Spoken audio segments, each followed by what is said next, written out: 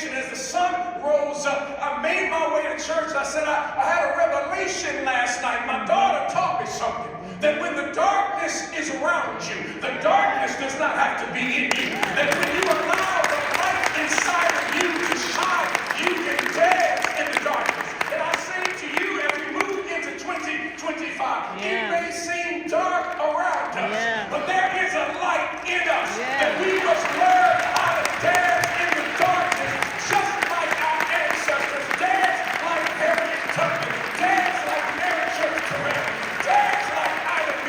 Wells. We need to dance, but is there anyone in here? Do you know you have a light inside of you? You need to learn how to dance in the darkness. Learn how to dance in the darkness. That our light that we have shines brightest in the dark. But I may leave you with just one more thing here, Matthew. To learn this is simply this, that our light is not a competitive light, but a cooperative light. It's not about you. It's not about being upset with somebody else. It's about us working together. Because when we bring our lights together, we can shine a light in this world in a beautiful way. I'm reminded specifically during the 1955 Montgomery bus boycott, that if I may give you a story about that blesses me so on so many levels. That in 1955, we've all heard of the Montgomery bus boycott. We love to lift up Rosa Parks, but before Rosa Parks sat down, there was a sister by the name of Claudette Colvin.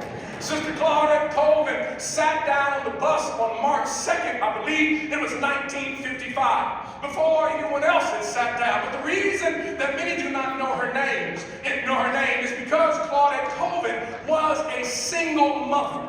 They were afraid that lifting her up would not be the perfect person to bring a case before the Montgomery Council at this moment. And so another sister sat down by the name of Rosa Parks. But please do not frame Rosa Parks as meek and mild Rosa Parks. Rosa Parks was an organizer since she was 17 years old. She had been working for the NAACP, and she had a prayer that she said one day segregation is going to come down. And when Rosa Parks sat down, it was those who were part of the NAACP and local organizers in the city. One by the name of E.D. Nixon, another one by the name of Fred Gray, another sister by the name of Joanne Robinson.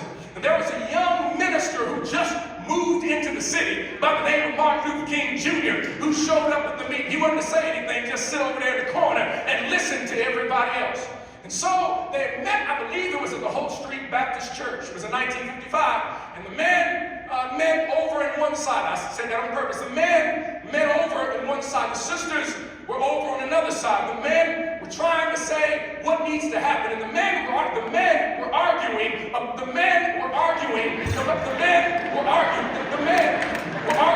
about what needed to happen.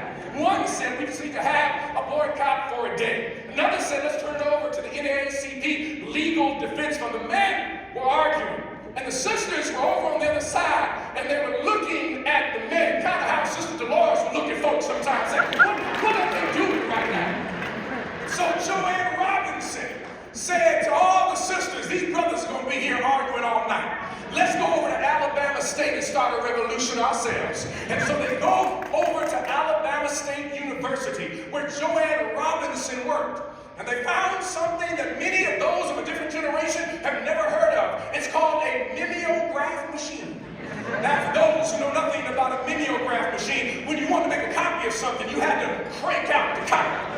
They said that they were going to crank out some copies of a flyer to say that there is a boycott in Montgomery, that no black person is to ride the bus until they are told that segregation has been broken. And so they were going to pump out 55,000 flyers in eight hours on mimeograph machines. They were asking for a miracle at that moment. They were only able to print out about 10,000. They organized paper boys to pass out these flyers to those in Montgomery. But this is how God works in such a beautiful way. They had 10,000 flyers and started passing them out to paper boys. And one paper they took the flyers outside. And though it was a nice, cool evening, something happened where God got involved in that moment. A breeze came by and blew the flyers everywhere. But one flyer landed on the sheriff's car. And the sheriff saw the flyer and said, looked at the flyer and said, oh my goodness, look what well, he didn't say Negroes, are trying to do here in Montgomery. And so he decided to call someone who ran the White Citizens Council. Now, for those who are not familiar with the White Citizen Council, that's the respectable KKK. That's what the White Citizen Council is. And the head of the White Citizen Council was the person who was also the editor of the Montgomery paper. And when he showed it to him, he simply said to him, look what he didn't say Negroes, are trying to do here in Montgomery. And the editor said, this is terrible. These Negroes are trying to stir up trouble. He didn't say Negroes. Here in this particular city. We need to let all the white people know what the Negroes are trying to do in this city. So he took out a full-page ad with the flyer in the Montgomery newspaper to remind all the white folks what was happening. But what he didn't realize is that he let all the black people know at the same time. Yeah. And that morning, Dr. King opened up the paper and said, I guess I'll lead the movement today because the sisters decided to organize. It was not the brothers, the sisters decided to do the work, and the rest is history. Please, do not rest for one moment because there is a person in history you have never heard about. A sister by the name of Georgia Teresa Gilmore. She decided that she was going to join up into the movement. She created a movement called the Club from Nowhere. She said, we're not going to get out on the front line. We don't have a lot of money. But she came to the organizers, Dr. King and Joanne Robinson and E.D. Nixon. But I'll tell you this, we are going to fund the movement. They looked at her and said, how are you going to fund the movement? You didn't finish 6th grade. All you are is a chef. She said, yes, that's what you see. But let me tell you what God sees. That God has already told us that we are going to fund the movement. You see, I'm a chef here in Montgomery. And I have organized all of the other sisters who cook for all the white people here in Montgomery. We're going to fund the movement. We're going to make sure that lawyers can take this all the way to the Supreme Court. They said, how are you going to do that? They said, don't worry about that. We're going to fund this movement. Well, we now know how they funded the movement, the Club for Nowhere. We only know the name of Georgia Teresa Gilmore, but she had organized every cook in Montgomery, sisters who cooked for wealthy white families. And what they did is they made their best pound cake and peach cobbler. And they went up to the doors of wealthy folks and said, do you like my peach cobbler and my pound cake? I'd like to get an order for the next 6 months, and I'll bring it to you every week so your family can eat. And so those wealthy families said, you know, Georgia, you got some great peach cobbler. We want to order it for the next 6 months. Well, just give me the transaction. And every time somebody wealthy and white was eating a piece of pound cake, they found out they were funding the movement to take this thing all the way to the Supreme Court.